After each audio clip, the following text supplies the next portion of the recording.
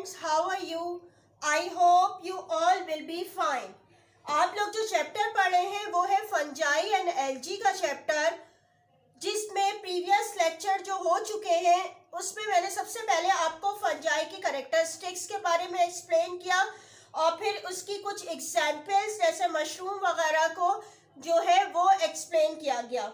इसके बाद फंजाई के इम्पोर्टेंस को बताया गया, जिसमें यूजफुल और हार्मफुल फंजाई दोनों शामिल थे। ठीक है, ये तो फंजाई से रिलेटेड जो थी आपको नॉलेज दी गई थी। अब इस चैप्टर में का दूसरा पोर्शन जो था है वो है एल्गी का।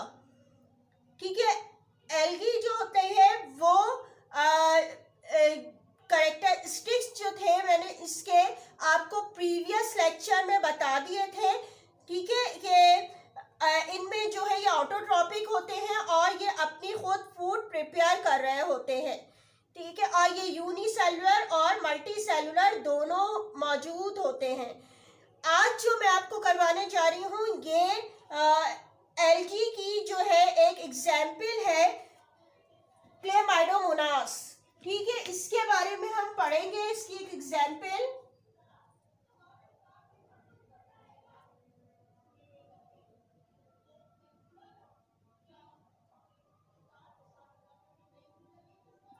क्लेमाइडोमोनास। क्लेमाइडोमोनास जो होते हैं, अगर हम इनके कैरेक्टरिस्टिक्स को देखें तो सबसे पहले कैरेक्टरिस्टिक्स तो यही होगा कि ये यूनिसेलुलर होते हैं।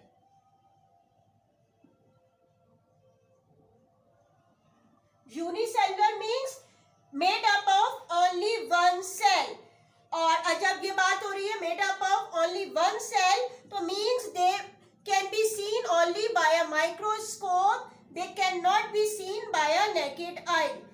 ठीक है, आप सिर्फ माइक्रोस्कोप से देख सकते हैं, इनके यूनिसेलुलर होने की वजह से ये नेकेड आई से नजर नहीं आते। इसके अलावा ये यूकैरियोट होते हैं।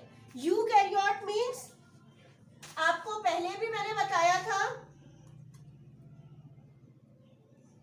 कि यूकैरियोट कहते हैं ऐसे ऑर्गेनिजम्स जिसमें के न्यूक्लियर मेम्ब्रेन प्रेजेंट होती है।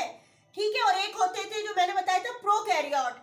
ठीक है, जिसमें न्यूक्लियर मेम्ब्रेन एब्सेंट होती है। इसके अलावा भी यूकैरियोट के और कैरेक्टरिस्टिक्स भी हैं, इनमें राइबोसोम मौजूद है, क्रोमोसोम मौजूद होते हैं। ठीक है, लेकिन उनका मेन जो इनमें यूकैरियोटिक यानी कि न्यूक्लियर मेम्ब्रेन प्रेजेंट होती है। और ये ग्रीन मोटाइल एल्गा है। ग्रीन मोटाइल यानी कि ग्रीन कलर के होते हैं और मोटाइल यानी कि मूव कर सकते हैं। इसके अलावा अगर हम इनके हैबिटेट को देखें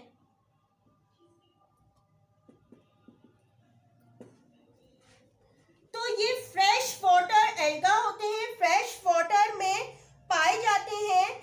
और इसके अलावा ये ग्रो करते हैं ऐसी जगह पे जहाँ पे पानी मौजूद होता है। एक जगह पे पूल्स वगैरह जो होते हैं और या पॉन्ड्स वगैरह जहाँ पे पानी ठहरा हुआ होता है, रुका हुआ होता है, वहाँ मौजूद होते हैं।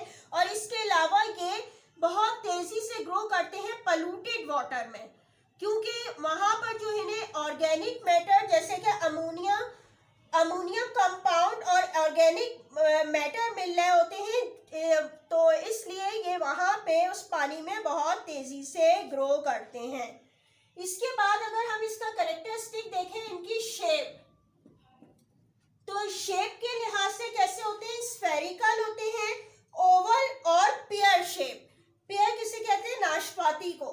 ठीक है, ये इस तरह नजर आते हैं जैसे कि ये पेयर शेप में।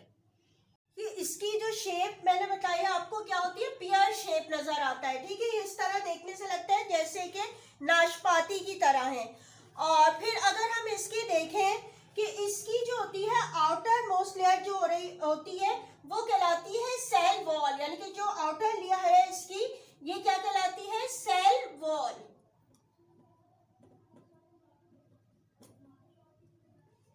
ये कैसी होती है, थिन होती है लेकिन मजबूत होती है, ट्रांसपेरेंट होती है। और इसके अलावा ये बनी भी होती है made up of cellulose and pectin compound.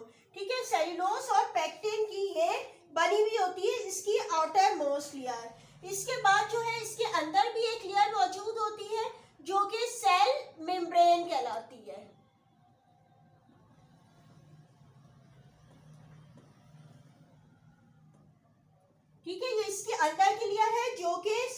Membrane कहलाती है।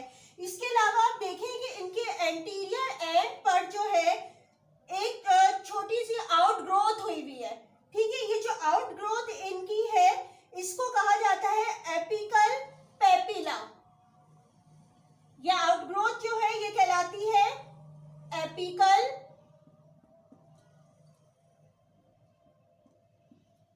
पेपिला। इसके अलावा इसके अंदर जो है यानी कि सेल वॉल के अंदर की तरफ साइटोप्लाज्म मौजूद होता है। यानी कि जो इसकी सेल वॉल के अंदर जो साइटोप्लाज्म है ये कैसा होता है, क्लियर रीजन होता है, और इसके अंदर की तरफ ये डेंस रीजन होता है, क्योंकि यहाँ पर जो एंडोप्लाज्म रेटिक्यूलम और जो फ्री राइबोसोम, माइटोकॉन्ड्रिया और गोल्जी बॉडीज, क्लोरोप्लास्ट, पायरोनाइट वगैरह ये सब चीजें जो मौजूद होती है, इसलिए इसके अंदर वाला पोर्शन जरा डेंस होता है। अब अगर हम इनके देखें कि इसके स्ट्रक्चर को, तो इसमें जो है कप शेप बॉडी मौजूद होती है इस तरीके से।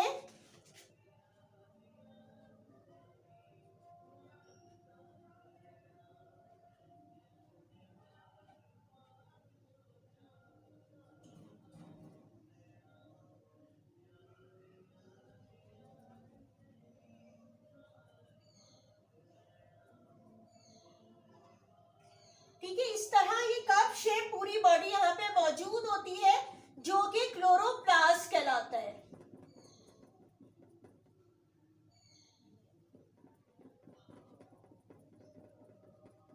ये पूरा हिस्सा जो है वो क्लोरोप्लास्ट का कहलाता है।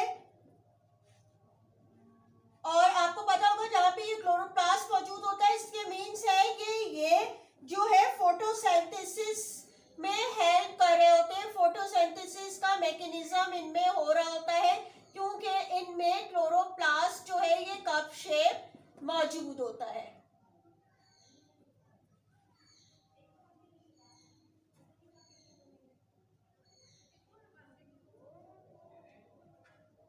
ठीक है, ये कप शेप क्लोरोप्लास्ट हो गया। और इसका जो फंक्शन होता है ये क्या है, सिंथेसिस ऑफ द फूड। ठीक है, सिंथेसिस करते, तैयार करते हैं फूड, किस प्रोसेस के जरिए, फोटोसिंथेसिस के जरिए जो है वो फूड बनाते हैं। इसके अलावा अगर हम देखें तो यहाँ पे जो है दो छोटे छोटे आपको सर्कल नजर आ रहे होंगे ऊपर की साइड पे, यहाँ पे।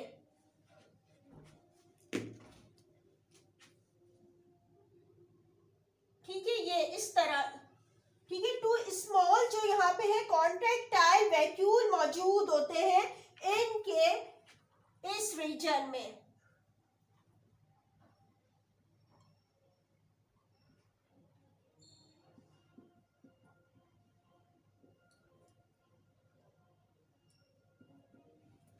ठीक है, और ये कॉन्ट्रैक्टाइल वैक्यूल जो होते हैं ये इनका फंक्शन क्या होता है कि ये रिमूव करते हैं वेस्ट मटेरियल को, और जो एक्सेस वाटर होता है जो उनकी बॉडी में आ जाता है, ज्यादा पानी है या फिर वेस्ट मटेरियल है, उसको रिमूव करने का काम कर रहे होते हैं। इसके अलावा अगर हम देखें इनके यहाँ पे इस रीजन में जो है यानी कि कॉन्ट्रैक्ट वैक्यूल के यहाँ पे ऊपर की तरफ जो होते हैं थ्रेड लाइक टू फ्लैजिला मौजूद होते हैं।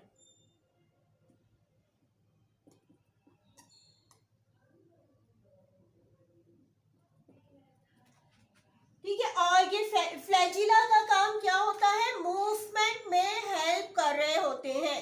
ठीक है, इसलिए इसे मोटाइल एल्गा कहा जाता है कि इन फ्लैजिला की मदद से ये जो है मूव करते हैं। इसके अलावा अगर हम देखें इनमें कि और क्या स्ट्रक्चर नजर आता है, तो एक स्फेरिकल बॉडी मौजूद होती है इनके क्लोरोप्लास्ट में, यहाँ पे। ठीक है, इस हिस्से में एक स्फेरिकल बॉडी मौजूद होती है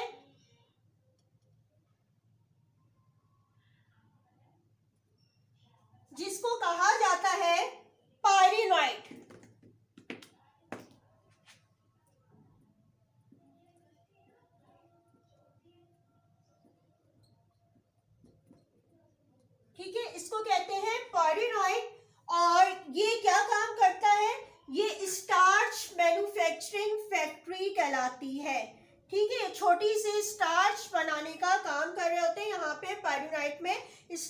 बनती है।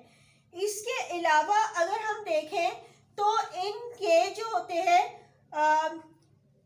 एंटीरियोलैटरली, यानी कि इनकी जो है अगली तरफ जो है एक आई स्पॉट मौजूद होता है, यानी कि ऑरेंज कलर का होता है। यहाँ पे इस हिस्से में एक आई स्पॉट मौजूद होता है।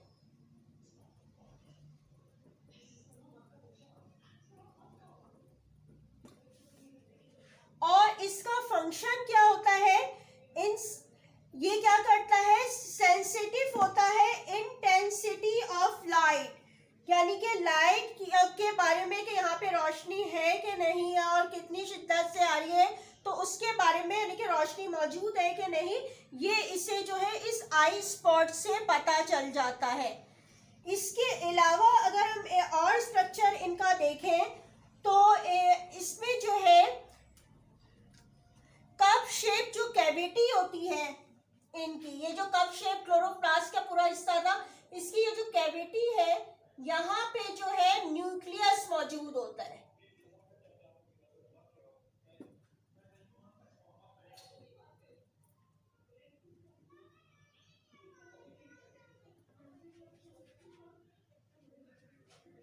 और ये इसका फंक्शन क्या होता है इस न्यूक्लियस का, कि ये जो है एल्गा की जो है, यानी कि इस पूरे क्लेमाइडोमोनास का जो तमाम फंक्शन हो रहा है, जैसे स्टार्च बन रहा है, क्लोरोप्लास्ट में जो है फोटोसिंथेसिस का प्रोसेस हो रहा है, यानी कि तमाम जो फंक्शंस हो रहे होते हैं वो इनको कंट्रोल करने का काम न्यूक्लियस की जिम्मेदारी होती है। ठीक है, यानी कि न्यूक्लियस जो होता है वो इन तमाम फंक्शन को कंट्रोल कर रहा होता है। यानी कि ये जो अभी मैंने आपको ये पूरा समझाया है, ये कैसे रिलेटेड था, ये एल्गा की एग्जाम्पल है, जो आपको कैरेक्टरिस्टिक्स पहले समझाए गए थे, उसका जो है वो एक एग्जाम्पल है एल्गे की। ये जो आपका चैप्टर है इसमें क्लेमाइडोमोनास एक एग्जाम्पल है, यानी कि इसके पूरे स्ट्रक्चर को बताया गया है। और ये इसमें क्लोरोप्लास्ट की वजह से जो है ये खुद अपनी फूड जो होते हैं वो प्रिपेयर करता है, और ये मूव भी कर सकते हैं फ्लैजिला की मदद से।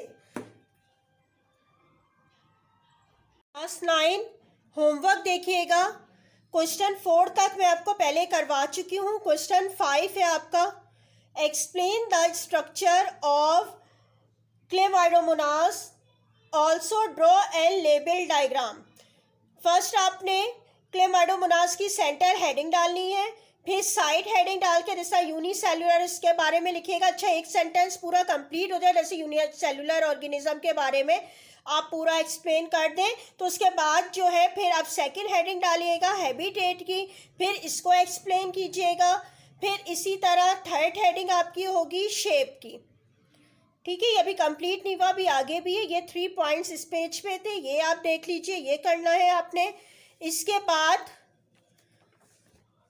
ये देखिएगा सेल वॉल है, ठीक है, इसके बारे में लिखिएगा। अच्छा, ये याद रखिएगा हर जो सेंटेंस कंप्लीट हो जाए, यानी कि सेल वॉल के बारे में आपने लिख लिया तो एक लाइन लीव करके फिर नेक्स्ट से स्टार्ट किया करें। ठीक है, सब मिक्स नहीं कर दिया करें, हेडिंग प्रॉपर नजर आए, बल्कि आप हेडिंग से नीचे वाली लाइन से भी स्टार्ट कर सकते हैं जो इसका रिटर्न है।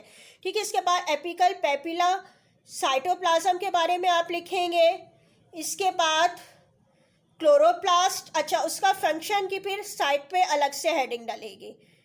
ठीक है, इसके बाद आप कॉन्ट्रैक्टाइल वैक्यूल के बारे में, इसका भी फंक्शन की अलग हेडिंग है, देख लीजिए। इसके बाद फ्लैजिला, ठीक है, इस तरीके से आप लिख लेंगे, इसका भी फंक्शन है यहाँ पे, ये देखिए। ठीक है, इसका फंक्शन लिखेंगे। फिर नंबर 10 हेडिंग पायरोनोइड की, इसके बारे में, फिर इसका भी फंक्शन लिखिएगा। इसके बाद आई स्पॉट, फिर इसके फंक्शन को एक्सप्लेन कीजिएगा, और लास्ट में है न्यूक्लियस। ठीक है, नंबर 12 पॉइंट पे कंप्लीट हो जाएगा। अच्छा, लेकिन आंसर तो कंप्लीट हो गया, लेकिन इस आंसर क्वेश्चन का एक और पार्ट, यानी कि आपको लिखने को भी कहा गया था, और डायग्राम। तो डायग्राम आपको पता है 89 पेज पे, आपकी बुक पेज नंबर देख लीजिए, क्लेमाइडोमोनास की डायग्राम है जो अभी मैंने आपको एक्सप्लेन की है। पूरी जो है वैसे ही है, एज इट इज़ आप बुक से देख के बनाइएगा। और इसकी पूरी लेबलिंग भी इसी तरह लेफ्ट और राइट साइड पे हेडिंग आपकी ब्लो ऑफ द डायग्राम होगी, जहाँ आंसर कंप्लीट हो जाए उसके बाद ये डायग्राम आपने ड्रॉ करनी है। ठीक है, इसी तरीके से ड्रॉ कर लीजिएगा आप, तो आपका ये आंसर विद डायग्राम आपका पूरा कंप्लीट हो जाएगा। आज तक के लिए आपका इतना ही था जो आपको समझाया गया है, और इसके बाद जो रिमेनिंग जो चैप्टर आपका जो रह गया है वो इंशाल्लाह नेक्स्ट क्लास में एक्सप्लेन होगा। थैंक यू, अल्लाह हाफिज़।